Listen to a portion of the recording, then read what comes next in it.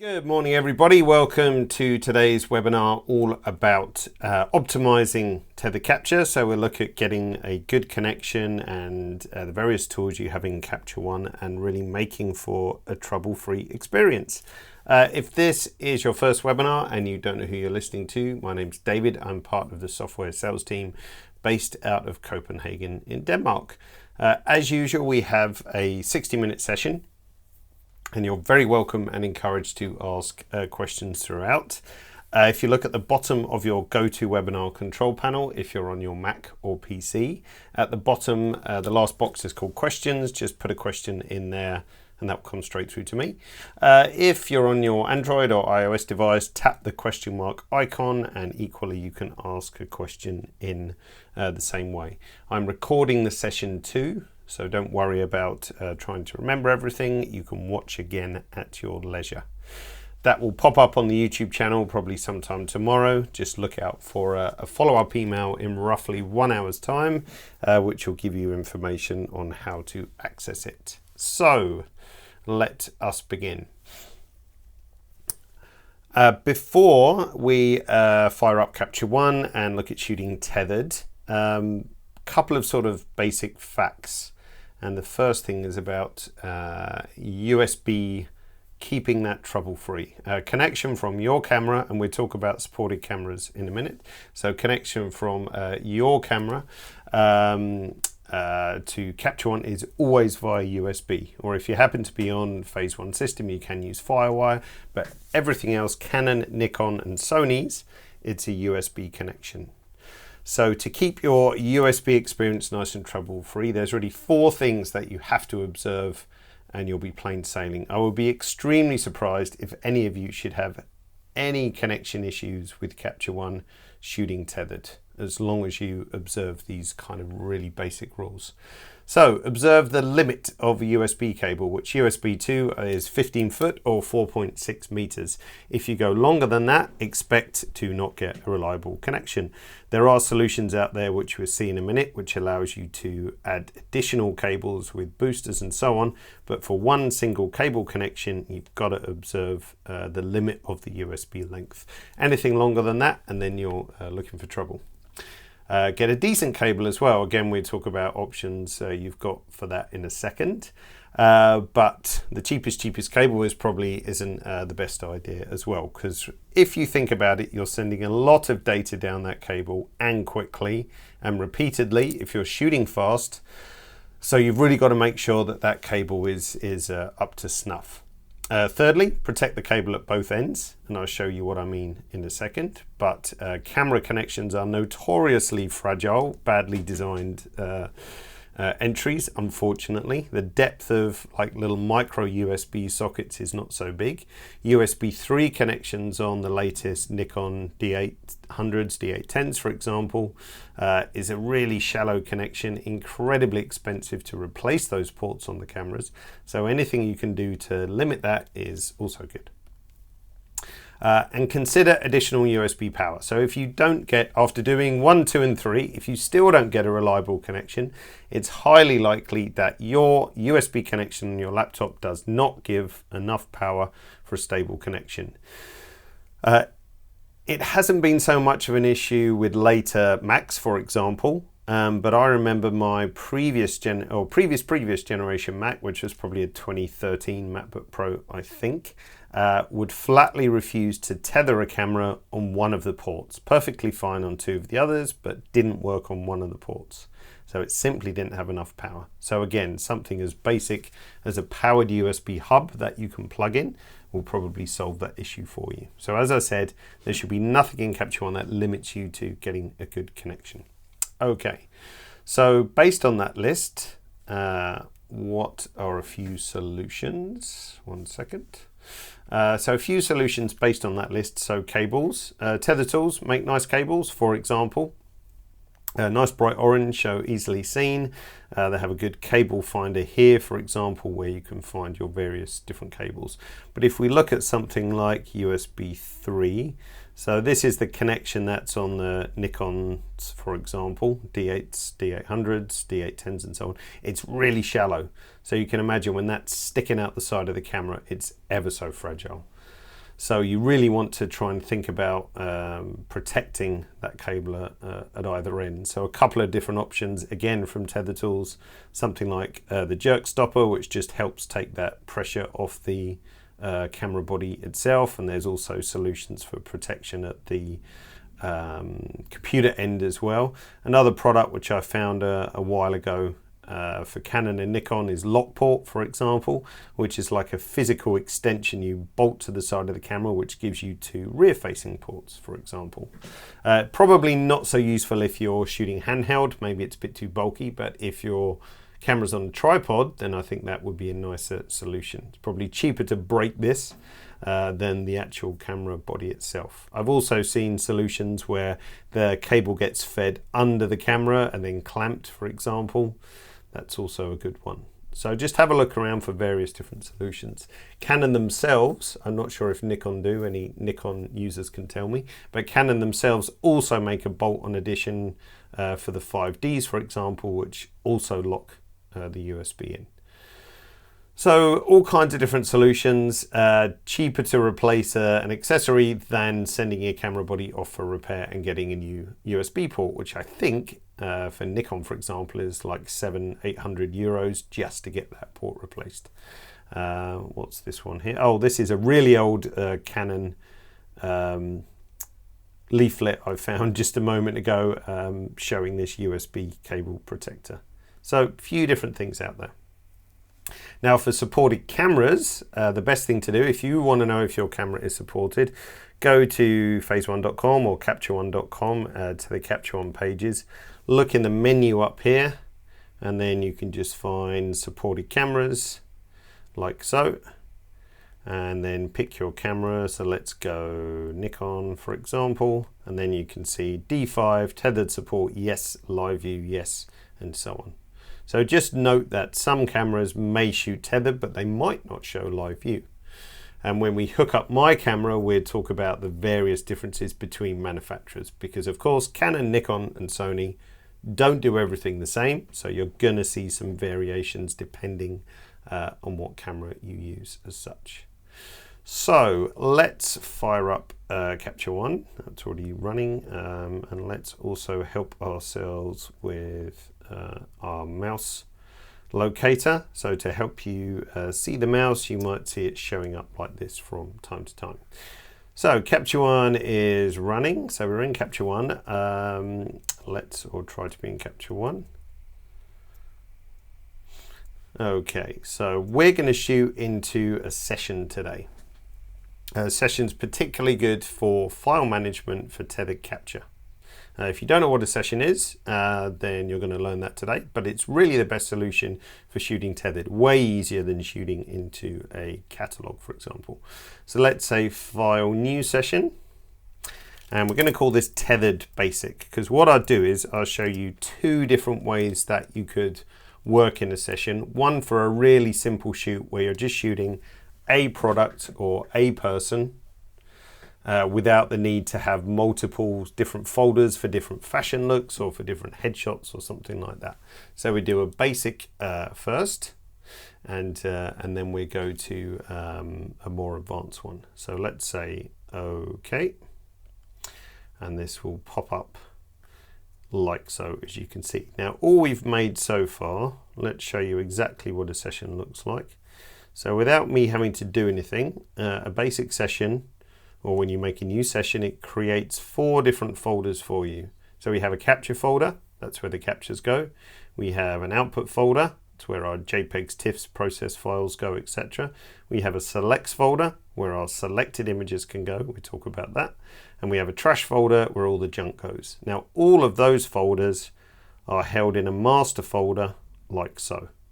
So this means the session is portable. So if I want to take this session and drop it onto an external hard drive, copy it to another computer, zip it up and send it to a friend or a retoucher or whatever, then you can do so. So it's a highly portable system too. So let's go back into Capture One, and first of all, let's just go to our preferences. Again, if you have connection problems, just go to preferences, go to capture, and make sure your various different camera manufacturer is checked on. In the past, it was good practice to turn off the manufacturers that you weren't using, but now it doesn't really matter. So we also used to rely on software given to us by Canon and Nikon to operate tethered capture. Now we develop it all in-house, which basically means we're about 30% faster than using Canon and Nikon software. We're definitely faster than using Canon DPP, and we're a billion times faster than shooting tethered into Lightroom as well. So if you haven't shot tethered into Capture One before, well worth a go. Okay, so that's the Capture tab of the preferences. If you don't get a connection, just check that's all hooked up. So if we look in our second tool tab, this is on the default workspace, this is the Capture tool tab, and this has all the things related in there to tethered capture. So I'm just going to turn on my camera like so, and you can see straight away that I'm shooting with a A7 Mark II today for no other reason, but that's the one I've got, and it's relatively similar to what you see to Canon Nikon, but I'll point out differences on the way. So the various different tools we have in the Capture tool tab are really all about everything shooting tethered. So if we just fast track to a camera, you can basically get a heads-up display of all your various different camera functionality, for example. So we see the camera model here, A7 Mark II. If it says no lens information, doesn't mean your lens is broken. It just means sometimes we have no idea what lens is attached to the camera. It's not actually sent to the camera body and therefore to Capture One. You'll see it in the metadata, of course, but we can't necessarily read it here. So that's just a limitation from the manufacturer itself. Now, all the stuff you see here is changeable. Anything that's lit up, anything that's gray, like this one here, which is exposure metering mode, I can't actually edit in Capture One itself. Again, a limitation of what Sony, Nikon, or Canon give us. Anything that's lit up here, if I want to go to continuous shot, or self-timer or whatever, then I could do so as well. If I want to change capture mode, you see I'm on aperture priority, for example. Now I can't change that because it's a physical dial on this camera. But if I flick this over to, let's just go manual for a second, then you see it syncs up with Capture One quite nicely. Let's just go back to Aperture. I'm shooting just daylight today, so it might change a bit. So I'll just go back to Aperture priority. Battery indication, very handy. If we tap on that, it shows me how much camera battery I have left, saves you having to stare at the display. Also, if we right click on the toolbar, we can say customize toolbar, and we can find battery status, and we can put that on the toolbar as well. So it means we can always see our battery regardless of what menu we're in, for example, in Capture One. So if we're on looking at exposure, we can still see our camera battery icon like so. Okay, so let's go back into the tool tab. White balance we can see here as well. Let's just go daylight, for example. I can change whether I'm shooting RAW or JPEG. Hopefully you would be shooting RAW, and a few other things. Now, if we wanted to change aperture on Sony, for example, you only get minus and plus. So if I want to open up a stop or two, then I just tap minus. If you're on Canon or Nikon, you'll see a list, so you can fast track to a particular aperture. But again, that's just based on what the manufacturer gives us. We've got live view, which we'll look at in a second, and we've got our big giant capture button, or we can use a shortcut key, or we can capture from the camera ourselves. If you want to see more camera settings, let's just open this one up. Then there's the camera settings tool, which gives you the opportunity to tweak more stuff. Again, that list, or how extensive that list, is based on what the camera manufacturer allows us to read, not what we choose to read as such. So we can read as much as possible that the camera manufacturer allows us to read. So that list may look bigger or smaller depending on your camera. Camera focus. So for Sony, we can hit AF and the camera will autofocus. For Canon, Nikon, you can and Phase 1, you can jog the focus, but you have to be in live view. So again, variations in that particular tool depending on manufacturer. So that's the basic stuff you'll need to get started. So we need to actually begin shooting to see the other stuff. So before we get too excited and take a picture, let's have a look at next capture naming. So this decides basically how you're going to name your shots. So by default, we come up with this naming convention, which is a basic name here and the camera counter. So the number that's in the camera counter itself. Now that's not a super useful naming convention. So let's try something a bit more intelligent. So if we click on the button here, this opens our naming format editor. Let's just make this a bit bigger. So we've got name and camera counter.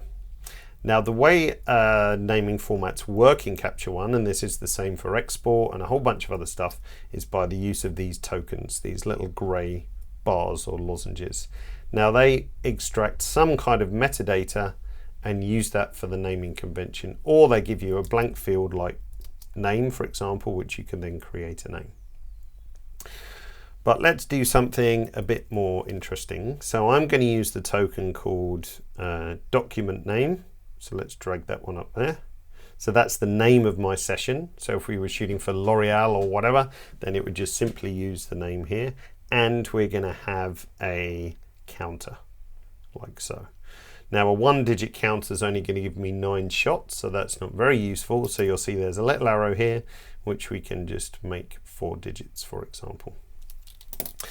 So let's go in between these and we can put an underscore if we wish, like so. So now if I say OK, our naming convention, we've got the name of our session, which is Tethered Basic, and a 4-digit counter. Now if I want to reset that counter, it's on 2 at the moment, which isn't very useful. So we can go into the sub menu here and say reset capture counter, like so. And now we're back to 1. So we're going to be 001, like so. So those reset capture counters, they're really important as you get kind of more fluid in Capture One. For resetting the counter, setting the counter to a particular number if you just need to clean up your numbering. So that's all available in the sub context of the tool here. And also you'll find in the, the edit menu, there's a section called counters, and you can see that they all have shortcuts as well. So reset capture counter, for example, reset rename, reset output, and reset export, all on F keys too, if you wish. So if you wanted to set the capture counter to a particular number, we could say set capture counter, and we could punch in the value there if we wanted to fast track to number 10 or something like that. So I've set up our naming convention. And again, we're not deviating from the default at all. So the next capture location is going to be the captured folder, which is the capture folder in our session itself. So again, I haven't had to change anything from the default. It's going to go straight into the capture folder. Next capture adjustments we'll have a look at when we take a picture. So let's take a shot. So let's take a shot. I've got a nice, well I say nice, but a very basic tabletop setup like so. So that's straight out of camera, shot like so, no adjustments, no white balance, no nothing. So what we need to do first of all, let's just grab our white balance picker. It's a grey background, so let's just use that to balance off like so. And then my white balance is good. And then again, the way the Capture One works, let's just give ourselves some more room for next capture adjustments, is that by default, again, in this sort of basic workflow, by default, whatever we change on the picture, if I make another capture, so let's do another one, that's going to copy over from last. So you see now I have the correct white balance. So most of you are probably never, ever, ever going to edit anything in this box like so. So if I make an adjustment now, let's just throw on a crop, for example. Let's just do a crop like so. Let's do a little contrast tweak, for example, and some clarity, and let's just chuck in a vignette like so. If we go back to the Capture Tool tab and make another capture like so, then you see it snaps in with all those various different adjustments. So that's the default workflow, copy from last. So if you need to change any of that, then you can look in the default menu and you're normally, the various different menus like profile, orientation, metadata, other stuff and styles, and then you can change some various things. So ICC profile will basically use the default profile for the camera that you're capturing with. So if we look in the color tool tab, we've got Sony A7 Mark II. It's going to use that ICC profile no matter what. Highly unlikely any of you will ever need to change that. Orientation, by default, if it's set to default, we will use the orientation sensor in the camera to display the image correctly. More on that in a second. Metadata, that will just apply all the various different metadata, but we can change various different options here.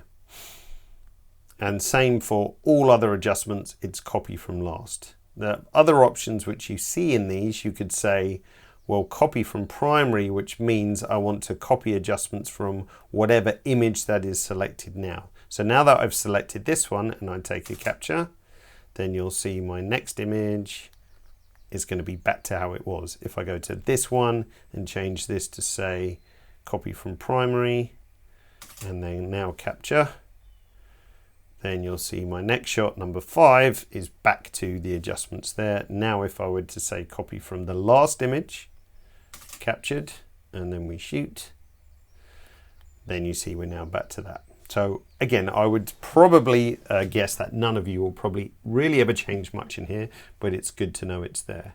You can say copy specific from last, which means if you do that, then you can tick on and off what you want to have. So if you only wanted one of the adjustments, you could do so if you wish, but otherwise we're probably going to be copy from last. If you want to shoot with one of your styles, you can.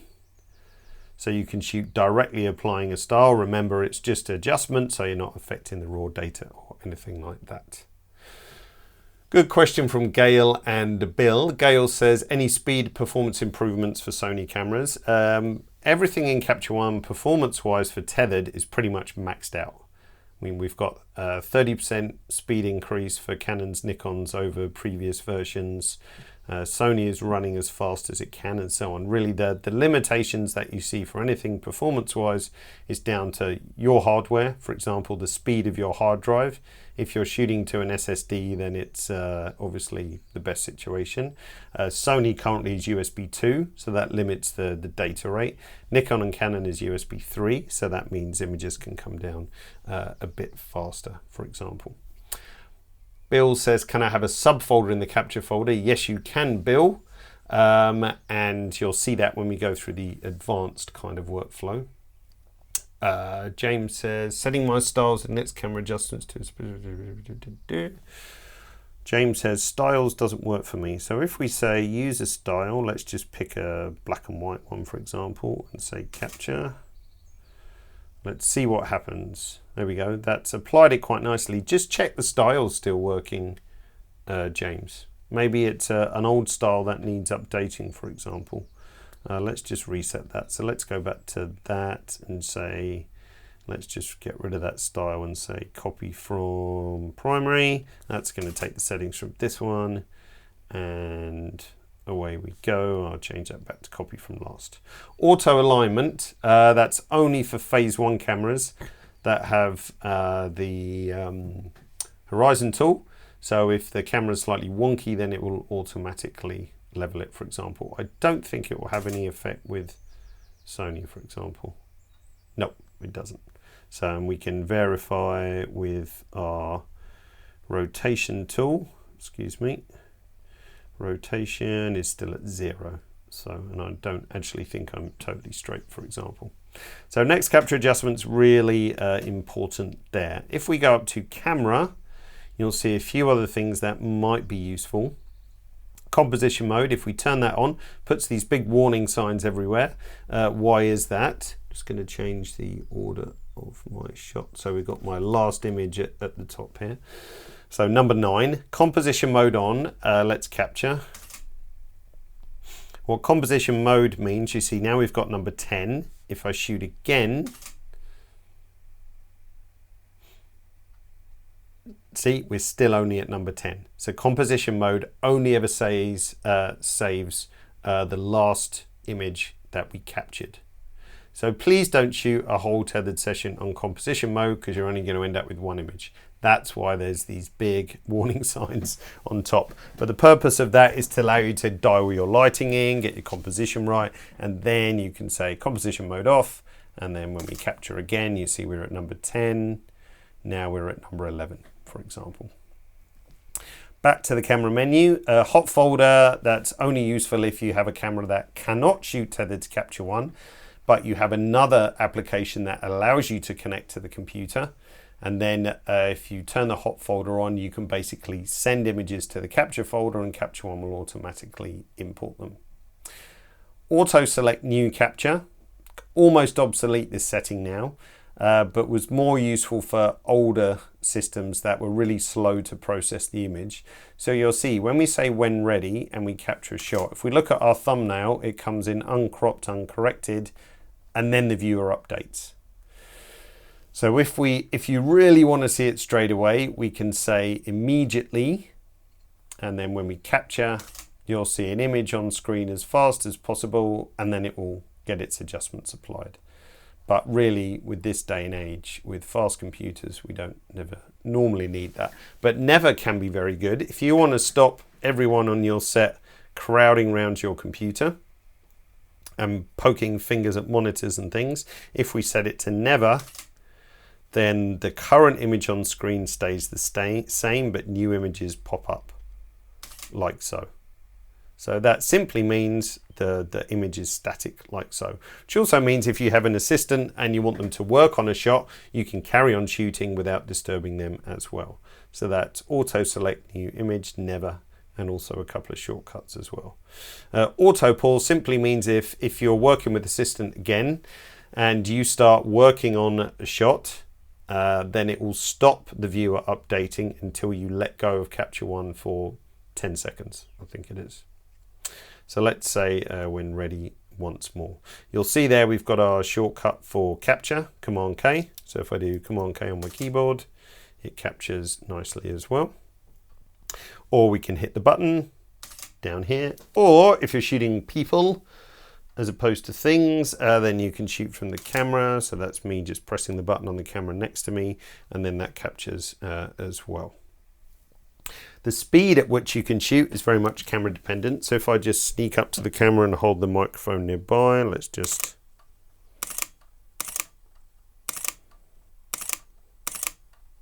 So I can shoot relatively quick. If you're on Canon or Nikon, you can shoot faster. You'll see those little orange dots, they've just disappeared. Let's do a few more.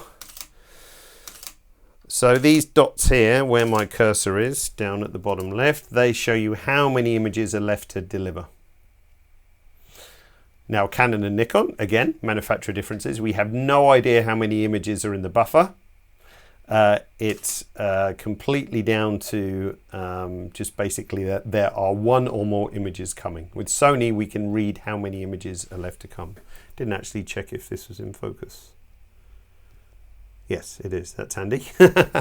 Stroke of luck. Yeah, so shoot from the camera, shoot from Capture One, or use a shortcut key. Speed of that entirely dependent on your system, USB speed, and the camera itself.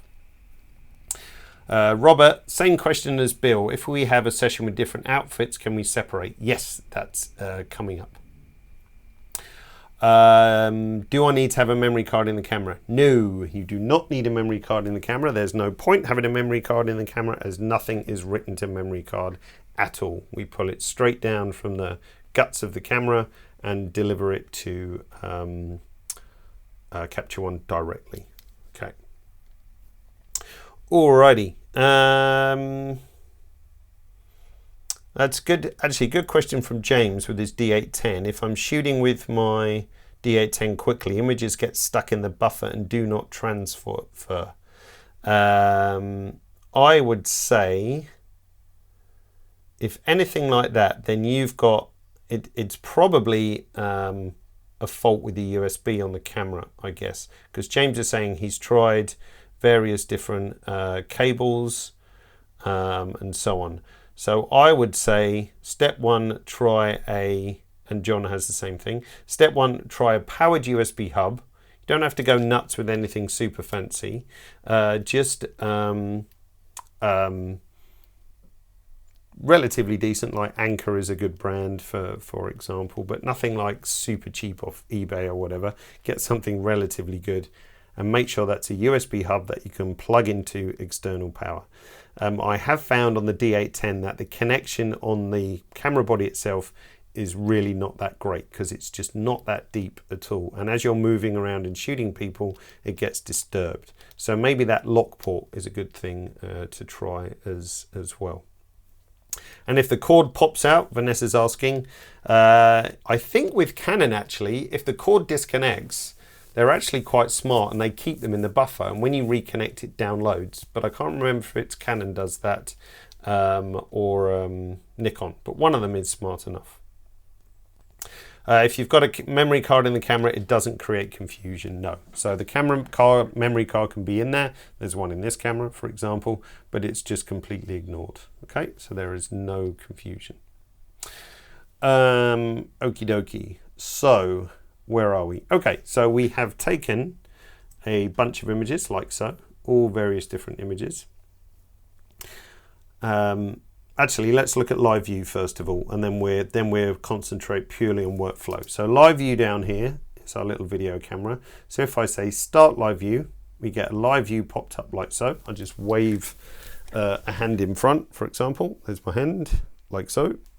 The refresh rate is probably around 20 frames per second to 30 frames per second. Now you can see that this orientation is not particularly useful because we're shooting portrait, but it's showing it as landscape.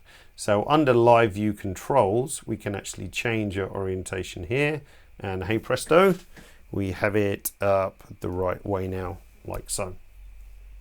You might see some sliders here for lightness and quality, but that's only for phase 1 cameras. You can pause the live view if we wish, or start the live view again like so. Now camera focus, which is down to relates to Gary's question. Again, this is very much manufacturer dependent. So Canon and Nikon and phase 1, you can nudge focus by pressing these buttons. There is no shortcut key, Gary, but that's not a bad idea. Sony, you can trigger AF. So if I press this button, it'll AF in the center of the frame, but I can't jog focus. But I can do AF at any time with a Sony camera. I cannot do AF at any time with Canon and Nikon. I have to be in live view. So depending on the manufacturer, this is going to look a bit different. Okay.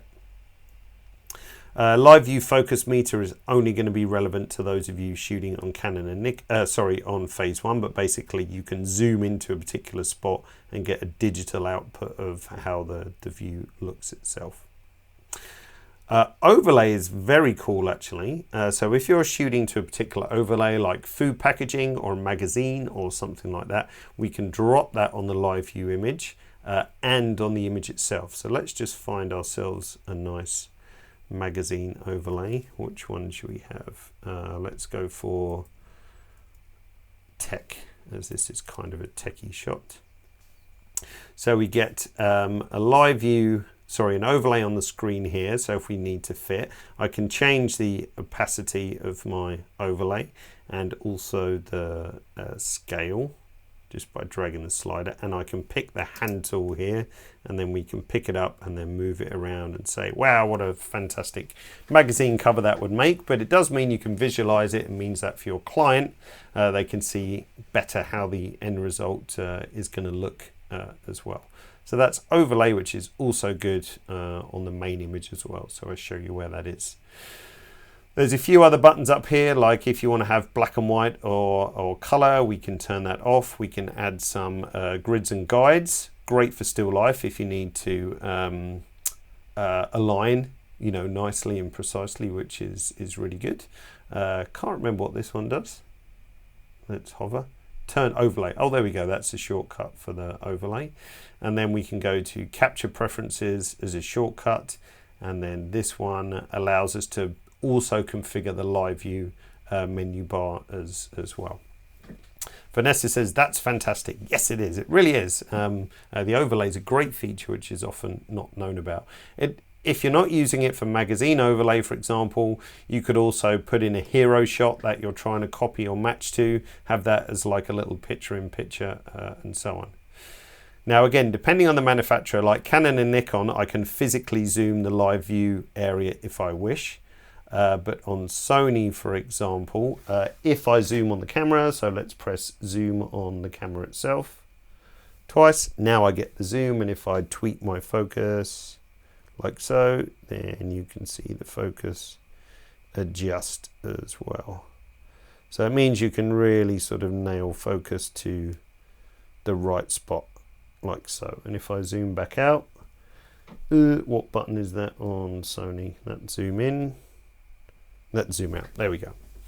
So it does again depend on the camera manufacturer. See, we've got fit here, it's grayed out for Sony, Canon and Nikon. You could zoom in and do all that stuff. So again, different manufacturers. So let's come out of live view like so. And yes, James, if you want live view on, sorry, if you want overlay on, then it's just also in the Capture Tool tab called overlay. We can turn this on. And let's just drop my scale down a bit more because of my crop. Let's grab the hand tool here, we can move it around, say what a fantastic magazine cover, etc. So very useful in all kinds of situations. So that pretty much looks at all the various different tools in the Capture Tool tab. You can use exposure evaluation, which kind of at 0 is the best exposure, or you can just use good old photographic tools like the histogram and so on as well. So now that we've shot a bunch of images into our capture folder, and just to show you in the Finder, there's basically all our fantastic images in the capture folder. The next part of the workflow would be to move some stuff to the selects folder. And again, this is the basic work through. We're doing more advanced one next. So the selects in the first tool tab, library tool tab, we've got our capture folder, our selects folder, and our output folder, which you can imagine linked to the capture folder, the output folder, and the selects folder here, and the trash folder like so. So I could drag and drop to the selects folder like so. And that would move that image to the selects folder, as you can see. So we can go through and think, well, which are the best images? Well, let's have this one, let's have this one, and let's have my funky black and white, for example. If you want to shortcut that, then it's, where is it? File, move selected variants to selects folder, Command J.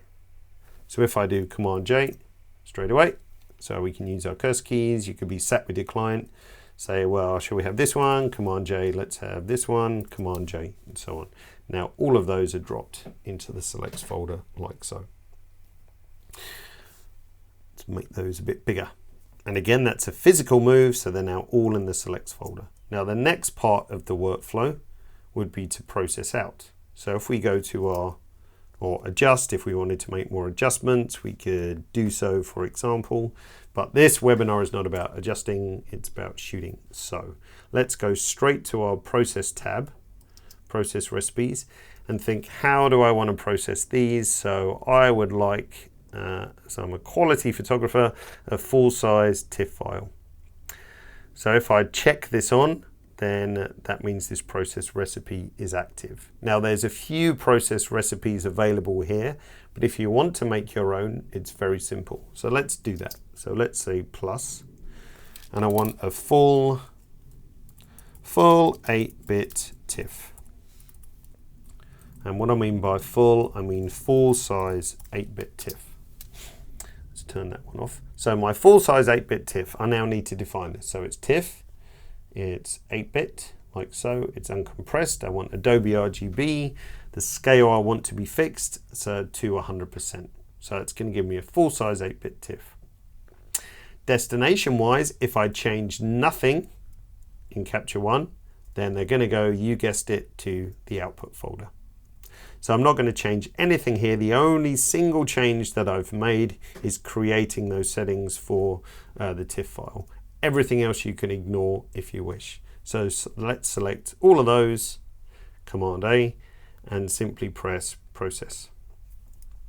So orange cog pops up. When it turns white, it's pretty fast, then I know that my output is finished. So that concludes your basic workflow. So you didn't really have to change anything in Capture One. We shot to our capture folder, we moved selects to the selects folder, and we processed our TIFF files to the output folder. Pretty simple stuff. Now, if we wanted to delete anything, if I go back to the capture folder and think, well, that was a rubbish shot, let's do Command backspace, and then that goes to the trash folder. But if I need to restore it, I can just drag and drop it back to the capture folder. So I hope you can see that the session workflow is particularly suitable for Tethered because it keeps everything wrapped up in one top level folder, which now if I grab this, I could copy it onto my external hard drive. I could compress it and send it over the internet. I could send it to a retoucher and so on. And all I would have to do to open it in Capture One is just double click on the identifying option here. So the identifying file here. So that's just my session folder basically, or my session identifier, the database if you like. And you see the one I put in trash is sitting in there too. So that gives us a good basic workflow. And as you saw with processing, the only thing I did was define a recipe. I didn't go into any of these other tabs. I didn't change anything in this tool. I didn't change anything in the output naming tool. Basically with my output naming, the output is just exactly the same as the capture. So for you guys who maybe shoot, a quick headshot or a quick portrait, or just a single product, this is a really simple, ideal way to work. But as Bill is asking and Robert is asking, what if we want to have more folders with more outfits, for example? Good question. So let's close down this session and let's say file new session. And we're going to call this advanced session, like so. So if we go to right click and look at advanced session, right now it looks exactly the same as the other one, but before we do anything else, let's make some new subfolders. So let's have lighting test, because none of us are that good that we get lighting good straight out of the box. Let's have shot one. And I'm just making folders in Finder. You can do this in Capture One, but I find it faster in Finder or Windows Explorer, of course. Exactly the same thing applies for Windows. So let's do shot 1, 2, and 3, for example. Now, before again we do anything else, let's go to our first tab, which is our library tab, and we're going to pick these up, and we're going to drag and drop. Whoops. Wacom gone crazy for a second. We're going to pick these up and we're going to drag them over to session favorites like so. Because that means now Capture One recognizes these folders that they are part of that session. By default, it will only recognize that capture, output, selects, and trash are part of the session. Now by dragging those folders to session favorites, it means these are now part of the session and will also be subject to searches. So if I do any filtering or searching in this particular session, it will also search within those folders. If I hadn't dragged them there, then they wouldn't be part of that search criteria. Again, before we shoot, we're going to do something a bit cleverer with the naming convention. So let's go to Next Capture Naming, click on the little button here, and we're going to do something a bit different. Let's delete those tokens. We're going to have document name once more, document name. And the next thing we're going to have is collection name, which will all become clear in a minute. And then we're going to have our digit counter. Now the point of doing this naming convention is to remove the human error from naming. Remove the need to remember to manually change name as well. The only thing you have to remember to do with this method is to reset the counter, which you'll see in a minute, but everything else is automatic. So let's put some little underscores in between those for fun and say OK. So you see we've got document name, collection name, and counter. Now I'm just going to put this up here so you can see what happens. So now if I switch to lighting test, watch what happens with our naming. There we go. So our next image is going to be called Advanced Session Lighting Test number 2. If we go to shot 1, then you see the naming changes automatically. So now dumb David, who forgets to rename things, doesn't have to. So the only thing I'm going to do now is actually say reset the capture counter. So we're back to number 1, like so. Easy peasy. So document name, collection name, 4-digit counter. Collection name is this. This is a collection, like so. Now before we capture, the bright ones amongst you will think, well, if I hit capture now, it's going to go to the capture folder because that is the default behavior.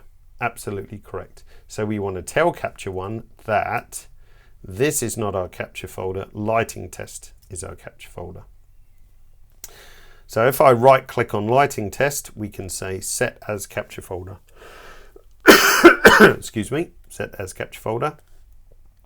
And you see a little, maybe hard to see on the webinar, there's a small camera icon there, which now means this is our capture folder. You can also do it in the file menu, set as capture folder. The reason why I point that out is because you could make a shortcut key that does that for you. Let's actually do that. So let's go to my edit keyboard shortcuts. Oh, I've got a funny setting here. Let's go to the default logic keyboard. Let's just say DGR's shortcuts. So we want to go to the file menu and it says set as capture folder. So what should we do for that? Option C? Yeah, there we go. Option C. So that sets as my capture folder.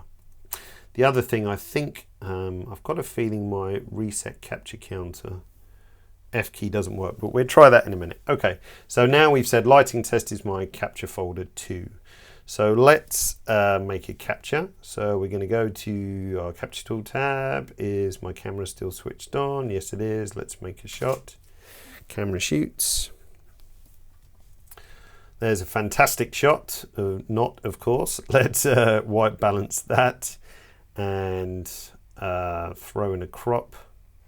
I'm just going to put next capture naming out the way for a second. We'll come back to that in a minute. So let's get a crop going on so it looks slightly better, and let's throw in a contrast adjustment, bit of clarity for example, and a vignette just to fix my shoddy lighting, and let's capture again like so.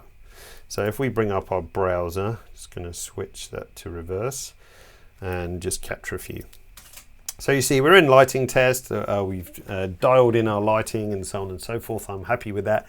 Now I'm good to go. So I'm going to do my first shot. So what we do is we go to shot 1 and we can right click and say set as capture folder, or we're going to use my fantastic new shortcut, which was option C.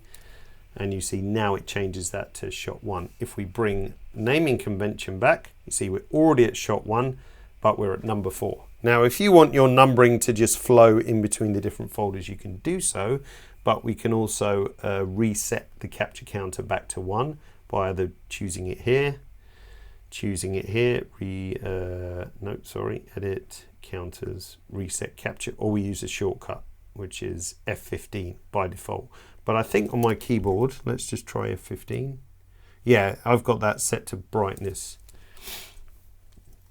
But I know there's a weird setting in system preferences on the Mac. Keyboard, just in case you have this one. See, even though I've got this set to use as standard function keys, it doesn't allow me on F15. So no matter, what I can do is I can do the same thing, edit keyboard shortcuts, find the counters. So let's go to edit. Where are we? Counters, and instead of having that as F15, I'm going to try F12. See if that works. So now F12, let's tap that. There we go. You see I'm now reset back to 1. So let's take a couple of shots. Command K. Shots in, Command K. Actually remembers the setting from the last folder. If you don't want that to happen, you could always reset that as soon as it's come in. So let's just do a few shots. Now I'm sure you get the idea. Let's go to shot 2. What's my shortcut to change the capture folder? Option C. So I'm now at shot 2, and you can see so here, if I want to reset my counter, press F12, I'm now back to 1, and let's take a shot. Command K. Oh, Campo says function in F15. Aha, yes, of course. Why didn't I think of that? Anyway, you can see that you can edit those shortcut keys to anything that you like. So let's do a few shots into shot 2. Going into my final folder, shot 3, for example, change the capture folder, use my shortcut to reset the counter, and then shortcut like so. So the whole idea is that you can drive all this with shortcuts pretty much. Especially if you're working with an assistant and they don't know this, then you can teach them this as well. So let's just do a few and just fill up these various different folders like so. Okay, now they can also use shortcuts to navigate this, just so you know. So if we look at select collection, we can go previous, shift command up, shift command down. So if I go shift command up, then you see I can move through those different folders like so. Jan says, how do you do this with a hot folder? Well, if you're shooting with a camera that is not supported in Capture One, but you have some external software like an Image Shuttle or something like that, or a Fuji on PC, for example, then all you need to do is shoot into the capture folder. So you need to define that capture folder in your external software, and then make sure if you say hot folder enabled, then it means Capture One will auto detect new stuff coming in. So simple as that. Okay, so let's just move next capture naming out the way for a second. Just bear with me one moment.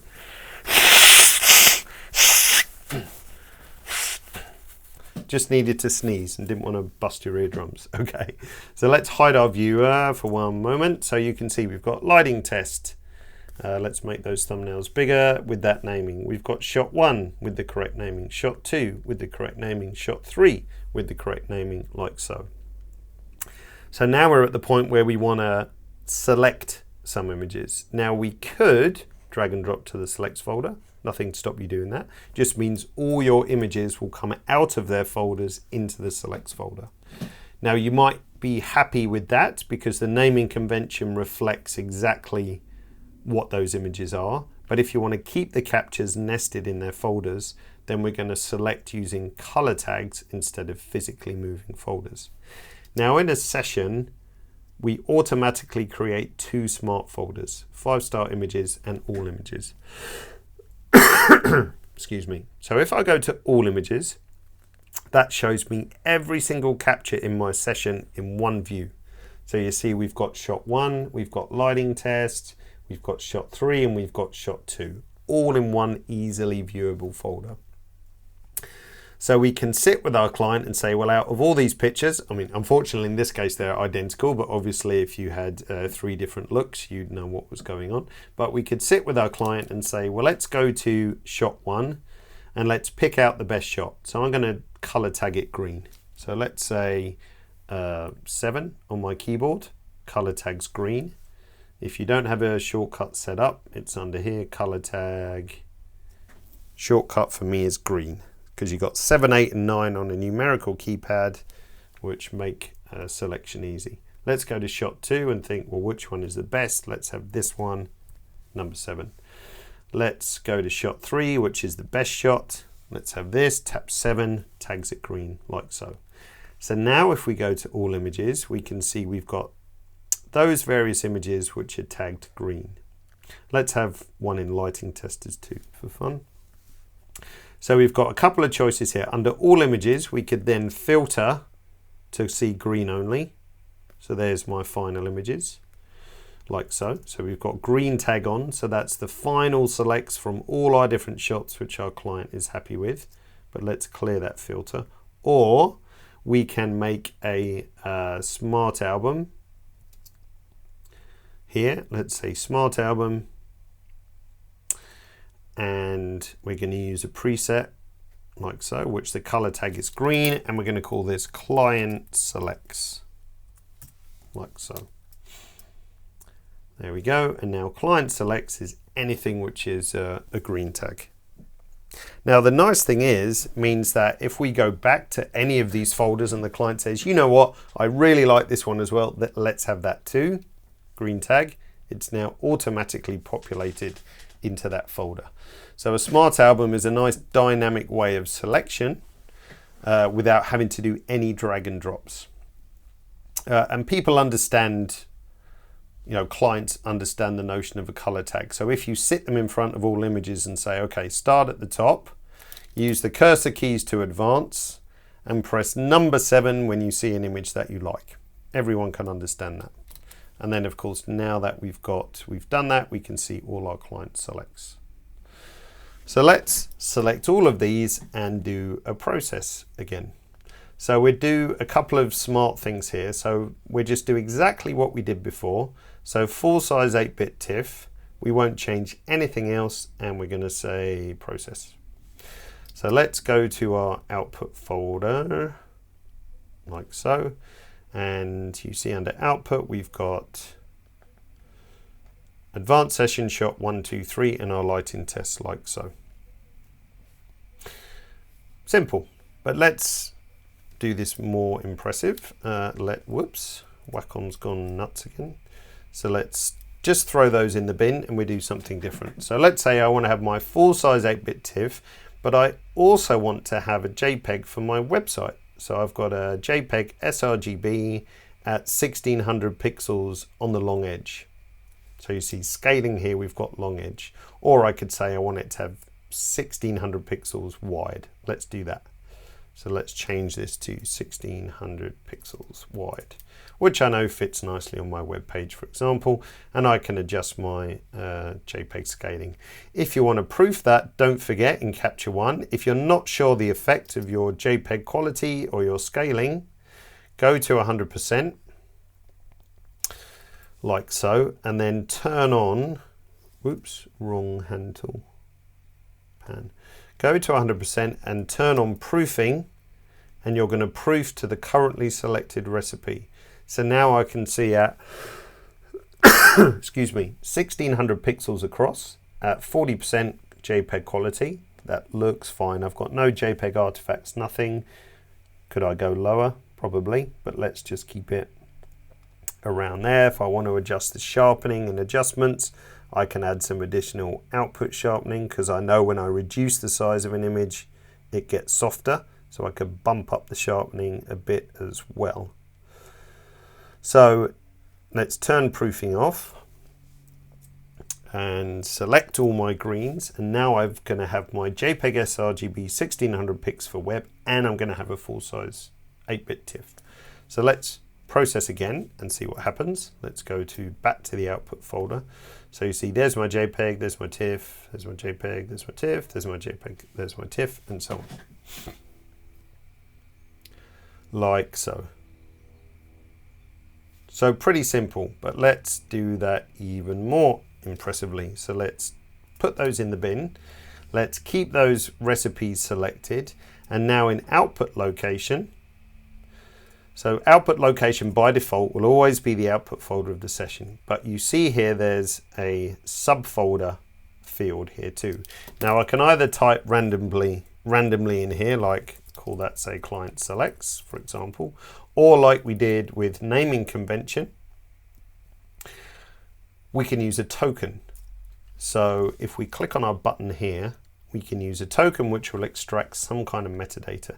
So I'm going to use the one called recipe name.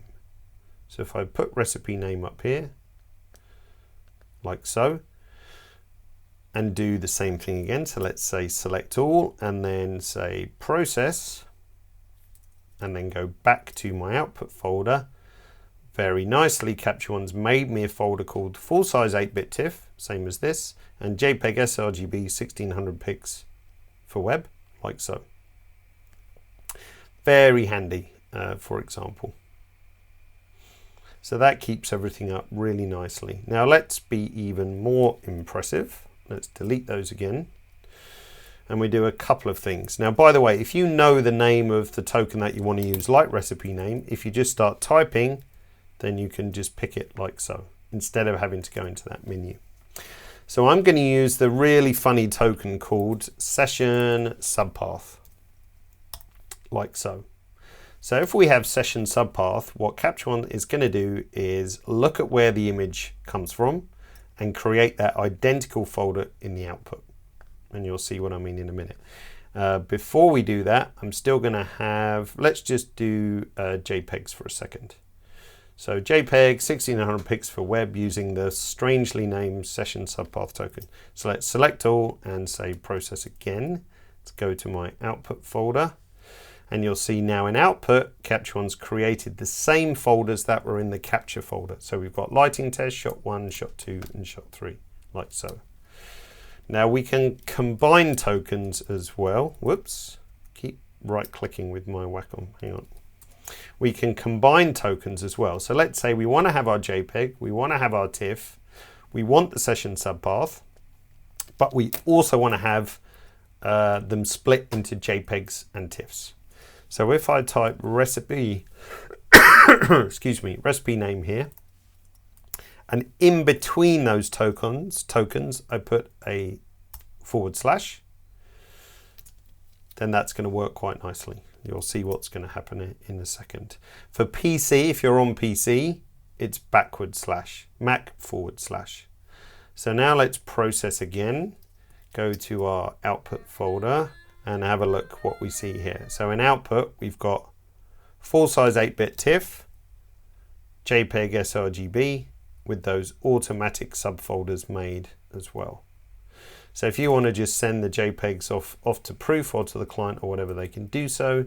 If we want the full size 8-bit TIFFs for ourselves or retouch, then we can do so as well. So by using output location and a few pretty simple tokens, then it's very simple to automatically divide that up. Now, if we'd done something else, like let's go to all images, excuse me, and let's mark some a different color, and this will be the last thing we do because we're running out of time. So let's mark some red as well, and some have no color tag. So let's select all. So that's 15 images. We're only going to do a JPEG, and our tokens is going to be color tag, like so. So now if I process, go to our output folder, you see it's Capture One will make me a folder for all the green tags, those with no tag, and those with red tags as well. And we haven't even explored what we can do in the other tabs. So under the just to hammer the point home, if you do everything on default and you don't change anything, outputs will always go to the output folder in the current session. If you look in the file tab, you'll see you have root folder here says output location. So that means Capture One will look at that, ignore everything here, and just go straight to what's written in output location. You can send images anywhere if you wish, but then you're kind of going outside of the session and people tend to get tied in knots and so on. But what you can do for specific recipes is you can send it anywhere. So this is great for, say, cloud storage and for client sharing, because let's say you're sharing a Dropbox folder with a client. We could make a new folder. Let's call that Dropbox new recipe, Dropbox client share. And instead of going to output location, we're going to select a folder. I don't have Dropbox here, so let's make an imaginary Dropbox, or it could be Google Drive, it could be Microsoft OneDrive, it could be Amazon, any of those services. So now this recipe is going directly to this folder, and we can use subfolder tokens and so on and so forth again. So don't forget, process recipes can either go to the output location or they can go to their own location. Really powerful. Adjustments, just so you know, you saw briefly a bit about output sharpening, but for going to retouch, you can also ignore crop, which is very useful as well. Under metadata, you can decide what metadata you want to get rid of, and you can add some watermarks based on text or image as well. So all those various things in the process recipe. Last couple of questions from Martin and Vanessa. Do I have any experience with Tether Tools cables? Does it enhance the connection? Well, I think the good thing about Tether Tools, and if you don't know Tether Tools, I'll just throw it up here again. One is the color. It's bright orange. You can have black if you wish, but the fact that it's bright orange means people see it and are less likely to trip over it. I've personally had no issues on connection with Tether Tools. I've never had a bad Tether Tools cable, and I've never had one go bad personally. Not to say other people might have different experiences. That's my own. I've only broken one when I've ran over the plug with a chair, but that's my fault rather than anything else. And of course, if you have an issue, then great customer service, easy to get it replaced, and so on. Also, the lengths that they sell are generally at the limits of what is possible for USB. So the fact that you might see someone selling a 10-meter USB cable, which you can buy, doesn't mean it's going to work. So that's really important to observe that length. And Vanessa was asking, how do I apply the overlay image? So the overlay image is in the overlay tool. You can click on the button here and just pick one of your overlays. So let's just change overlay. Let's have men's overlay. So if we've got a image like so, let's just move that. It's CQ, not GQ, like so. PNG, JPEG, TIFF, and so on, all kinds of formats that you can do there. Who was asking that? Was Gail. Why would you use a session or a catalog for tethering? I would never tether to a catalog personally. I think hopefully from what you've seen by using a session, that a lot of it is already set up for you. If you shoot into a catalog, you've got to create your capture folder, you've got to create a selects folder, you've got to create an output folder, and so on.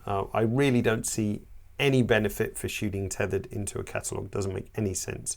Shooting into a session, whether you do it very basic just by using capture, output, selects, and trash, or by going more advanced and creating subfolders, then I think that makes a lot more sense with all the automation that you've seen as well. Campo says, what about hubs or extenders with D800? Say again, if you're not having a reliable connection, then you might need a hub to get that power. And I've seen people use extenders if they need 10 meters or 20 meters to great effect. But just remember, when you add an extender, you probably need to power that extender as well. There is some fiber optic USB cables out there that don't supply power, so you're going to run your camera battery down quicker potentially, but actually work really well. So you can always look at that too. Look, you can see my battery's nearly out, so that's 0%, so it's going to die in a minute. So you can see that's a really good indication at the top. Setup for the new MacBook Pro. Well, I'm shooting to a new MacBook Pro and I've just got the USB-C to USB adapter. It works fine. So, or connect up a USB-C hub and shoot into that. I've done both. I've shot with the adapter. I've shot into a small, let's see if I can find it, because I know this one works. What's the name? Minix Neo C, sounds very Matrix. This one here. 1 second. Just loading up a page so you can see it. This one here actually works fine too. So USB-C to USB, it's also network, there's also HDMI. So I found that works fine for tethering too, no problem. So Minix, but there's tons of these adapters around. They're probably all using the same chipsets and firmware and so on, so most of those work well. And I haven't had any issue with tethering to the new MacBook Pro either. Oh, good question from Pavel, and I almost forgot. So we saw that we set up our really nice advanced session with our naming convention and so on. To stop you having to set that up every single time, save the template. So if we say save as template, let's call this David's advanced session, like so. So let's close this session, and then let's say, get rid of those. So we're in Capture 1. We're trying to be in Capture 1. Hang on. Capture 1. And we say rats. Come on, Capture 1. Or Mac, rather. Oh, it's over here. Hang on. It's because I have this little window over there. Hang on. Let's just say File, New Session. Okay, let's put this over here. Here we go. File, New Session. You see we've got template. So let's say another session. And we choose that template, David's advanced session, and say, OK. And then if we look at this in the Finder, then it's already set up all my capture folders. Naming convention. Next capture naming is over here. Sorry. Next capture naming, so it's already set that up, and so on. So save that as a template if you always want to repeat your setup, for example. Okay. Is it possible to export the EIPs in my output folders too? No, what you would do then if you wanted to save as EIPs, well no, you would just pack as EIP. So what you would do is if we open up my advanced session. EIP, if you don't know, basically contains raw file and adjustments. Let's go away you. So what we could do is select all, right click, and say pack as EIP, like so. And then now all these raw files have adjustments inside them. So if we say show in Finder, then basically anything now, if I just take this and send that to Retoucher, they can open that in Capture 1 and it will have all my adjustments too. There we go. Alrighty, now we're definitely out of time. So just to let you know about next week, which is very different from this one. But 5 images, 5 processes. So that's just a really simple concept. Take 5 or 6 images and show how I would adjust them in Capture 1. So rather than concentrating on one singular feature, it's about stringing it all together to go from raw file to completed image and output as such. For those of you listening, if you want to submit anything, that's often can be fun. Just transfer the file to webinar@phase1.com, and then I can have a go on some of yours as well. So special privilege to those who are listening. Excellent. Alrighty. Sorry for overrunning a little bit, but hopefully that was useful. I think that with the advanced session workflow and the file management stuff you can do, potentially you can save yourself hours in a day, because you don't have to manually make folders, you don't have to manually figure out naming convention. Everything is nicely automated, and if you save everything as templates, even the output naming conventions, for example, then you can save tons of time. Alrighty, many thanks for your time today. Have a great Easter weekend, and I hope to see you all soon. Take care.